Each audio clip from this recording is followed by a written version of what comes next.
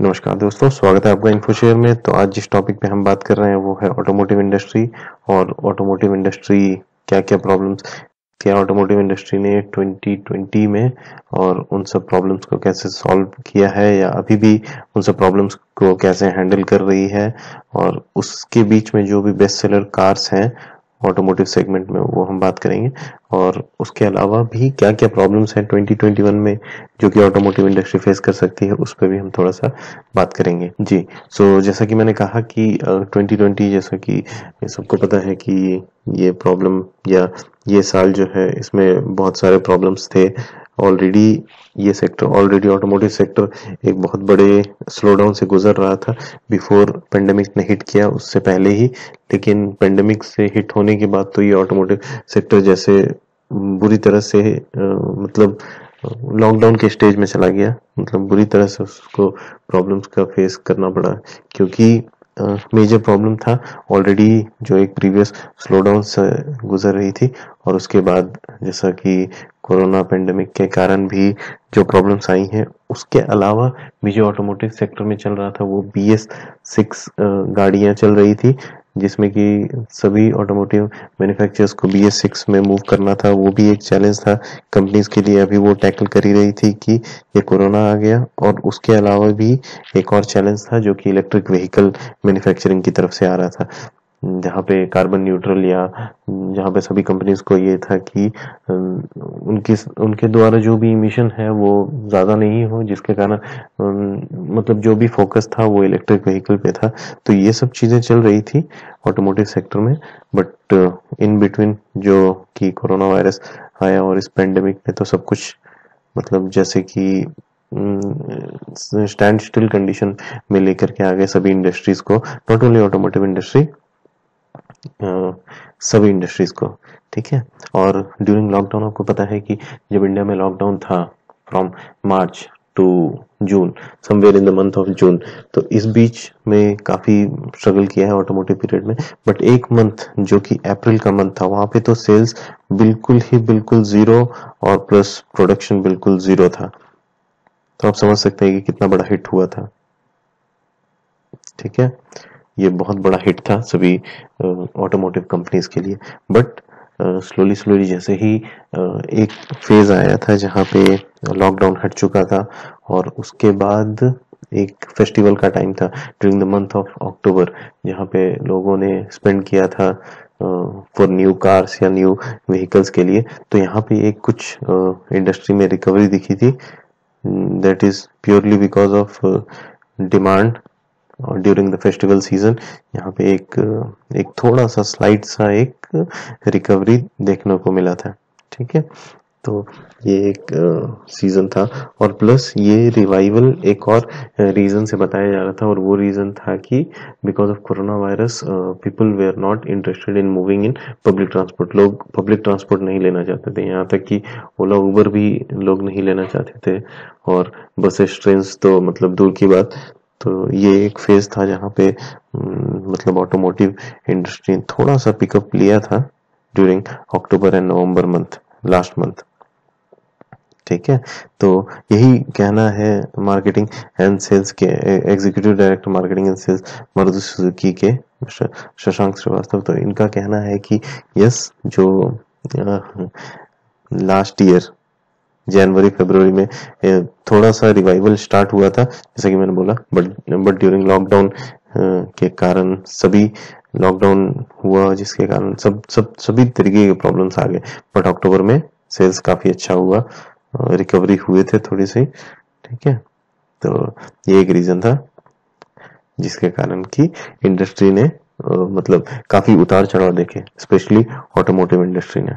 ठीक है, अब इसी बीच में जैसे भी सेल्स पिकअप हुआ था, तो यहाँ पे कुछ कार्स थी जो कि बेस्ट सेलर भी हुई थी ड्यूरिंग दिस फेज। तो बेस्ट सेलर कार के बारे में बात करें तो एसयूवी सेगमेंट में एक कार थी क्रेटा, जो कि काफी अच्छा सेल्स हुआ। इनका टोटल नंबर ऑफ सेल्स हुआ है 78,797। सो ये थी नेक्स्ट जनरेशन क्रेटा। जो इनका पहला लॉन्च था क्रेटा का वो था मार्च 2015 में।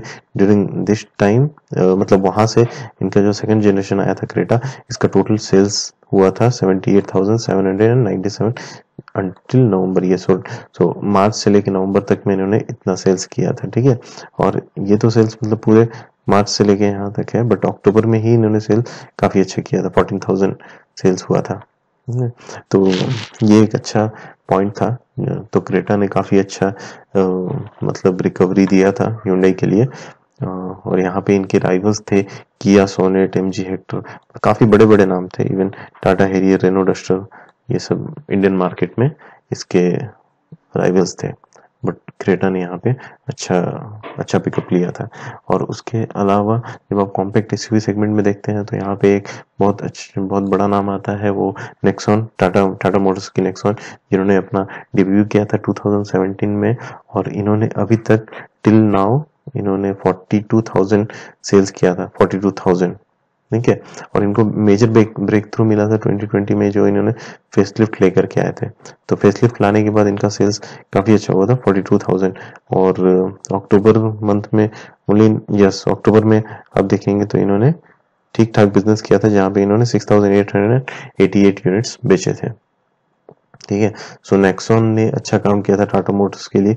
वहीं पे टाटा मोटर्स की एक और कार है जो कि हैचबैक है, प्रीमियम हैचबैक है, जो कि इसी साल जनवरी में लॉन्च हुई थी और इन्होंने टोटल 40,000 सेल्स अचीव किया था, ठीक है, जो कि अच्छा नंबर है बीइंग अ न्यू कार। और यहाँ पे इसके राइवल्स हैं Hyundai i20, Maruti Suzuki Baleno और Volkswagen पोलो, ठीक है। तो ये इन्होंने एल्ट्रॉस ने भी टाटा का नाम काफी अच्छा किया है और टाटा को एक अच्छे स्टेज पे लेकर के आए इन प्रीमियम हैचबैक सेगमेंट। और इन्होंने अक्टूबर में 6,730 यूनिट्स सेल किए हैं, सो एक अच्छा डिसेंट नंबर है, ठीक है। और उसी बीच एक किया की कंपनी है। सो किया के बारे में एक चीज बताता हूँ कि किया का असेंबली प्लांट है हैदराबाद में, ठीक है। और किया सोनेट जो है इन्होंने इनका लॉन्च इसी साल हुआ था और इनका लॉन्च भी काफी अच्छा था। सो ये कॉम्पैक्ट एसयूवी सेगमेंट में की कार थी और जिन्होंने सेल किया था टोटल 32,404 नंबर्स, ठीक है। और इन्होंने अक्टूबर में इनका सेल्स काफी अच्छा हुआ है, 11,721, ठीक है। तो इसको भी पब्लिक या ऑडियंस ने काफी अच्छे तरीके से सराहा था। तो होपफुली किया के और भी कार्स हैं, किया सोनेट है, किया का कार्निवल है। कार्निवल तो अच्छा सेल्स नहीं हुआ है, बट किया सोनेट और किया का एक और था, यहाँ पे आप देख सकते हैं किया सेल्टोस, जिसका की सेल्स मतलब अच्छा हुआ है। तो होपफुली किया भी ये पिकअप मतलब कंटिन्यू करेगी in other segments also. So these were the best cars which did a good numbers in 2020 और भी देखते हैं। तो ये सब तो हो गया with respect to the best seller, लेकिन इंडस्ट्री अभी तक रिवाइव नहीं कर पाई। जैसे कि मैंने पहले ही बताया, इंडस्ट्री को अभी काफी टाइम लगने वाला है रिवाइव करने के लिए। और बड़े बड़े एक्सपर्ट्स का कहना है कि ये 2022 तक भी हो सकता है जहां पे कंपनी रिवाइव करे, क्योंकि अभी भी बहुत सारे चैलेंजेस हैं। और ये चैलेंजेस हैं ऑटोमोटिव इंडस्ट्री में, जो भी चैलेंजेस 2021 में है ये हम देखते हैं। जैसे मैंने बताया BS6, सो सभी कंपनीज को एक फोर्स है कि BS6 में आपको अपने व्हीकल्स को मूव करना है, ठीक है। तो BS6 में जनरली क्या होता है कि मैं आपको ऊपरी तौर पे एक चीज बताता हूँ कि BS6 या कोई भी इस तरीके का नॉर्म्स जो गवर्नमेंट लेकर के आती है, तो वहां पे होता है कि कंपनीज जो भी व्हीकल लॉन्च कर रही है उनको इन पर्टिकुलर नॉर्म्स को फॉलो करना पड़ता है, ठीक है। तो इन नॉर्म्स में बहुत चीजें हो सकती है, जैसे कि आपको इमिशन को ध्यान में रखना पड़ेगा, आपको DRL जो होता है, डे रनिंग लाइट, वो सब एक पार्ट है। तो इमिशंस हो सकते हैं, DRL हो सकते हैं, और भी अलग अलग फीचर्स जैसे कि एयरबैग हो सकते हैं कि आपको अपने व्हीकल्स में एयरबैग देने हैं।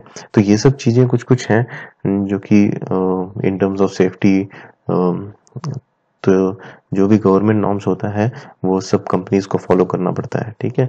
तो BS6 भी एक तरीके का नॉर्म है जो कि सभी कंपनीज को फॉलो करना पड़ेगा, ठीक है। तो जब आप ये सब चीजें फॉलो करते हैं तो कंपनीज के पास एक पर्टिकुलर फंड होना चाहिए, ठीक है, जो कि फंड आप यूज कर सकते हैं in terms of research and development में, क्योंकि कोई भी नॉर्म्स अगर ऐड होता है तो आपको बहुत सारे रिसर्च करने पड़ते हैं और तभी जा करके आप उस व्हीकल को रोड पे ला सकते हैं। So all this things will come into, तो इसके लिए कंपनीज को एक अच्छा खासा फंड रखना पड़ता है।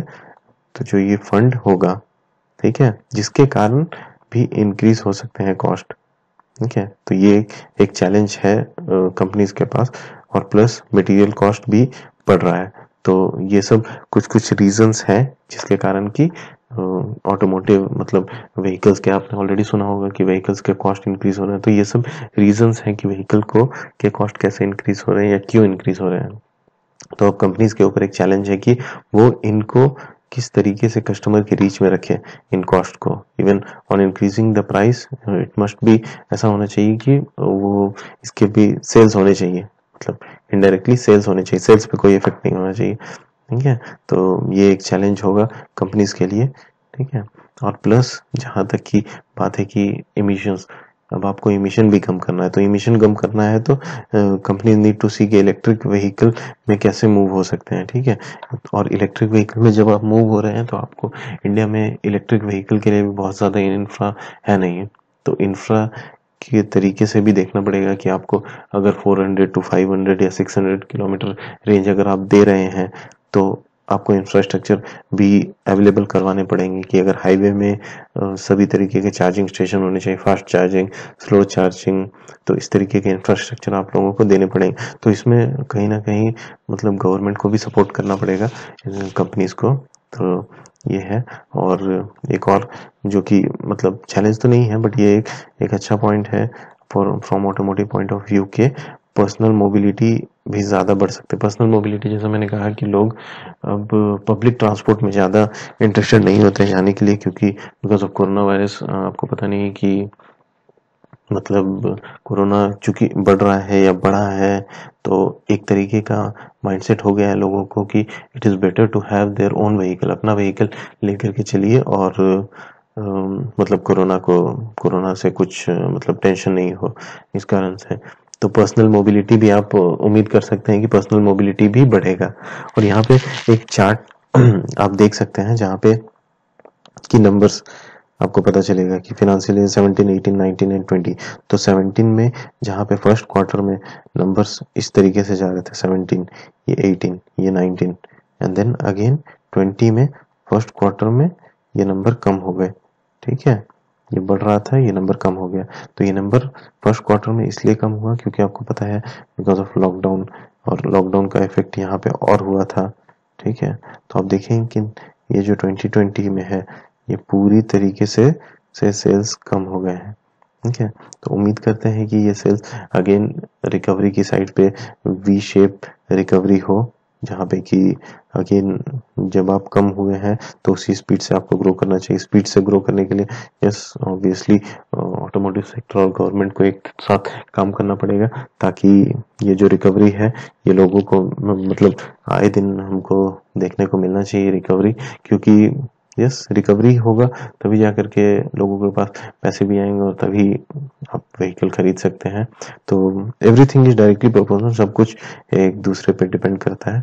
सो ये था एक्चुअली पॉइंट जो मैं आप लोगों के साथ शेयर करना चाहता था कि ऑटोमोटिव इंडस्ट्री ने क्या क्या चैलेंजेस फेस किए हैं, और ऑटोमोटिव और इस चैलेंजेस में भी कौन कौन से बेस्ट सेलर निकल कर के आए हैं, वो सब चीज़ें मैं आपको बताना चाहता था। होपफुली आपको ये वीडियो पसंद आया होगा।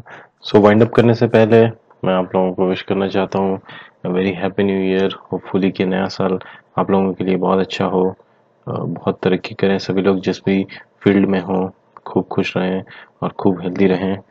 जी इसी विश के साथ धन्यवाद and thank you for watching. So अगर आपको वीडियो पसंद आया हो तो लाइक कर दीजिए, शेयर सब्सक्राइब करें, और अगर आपके पास कुछ एक स्पेसिफिक कमेंट है तो आप अपना कमेंट नीचे कमेंट बॉक्स में डाल सकते हैं, या अगर आप चाहते हैं मैं किसी एक पर्टिकुलर वीडियो पे पर्टिकुलर टॉपिक पे वीडियो बनाऊँ तो वो भी आप मुझे बता सकते हैं। So thank you for watching, take care, bye bye.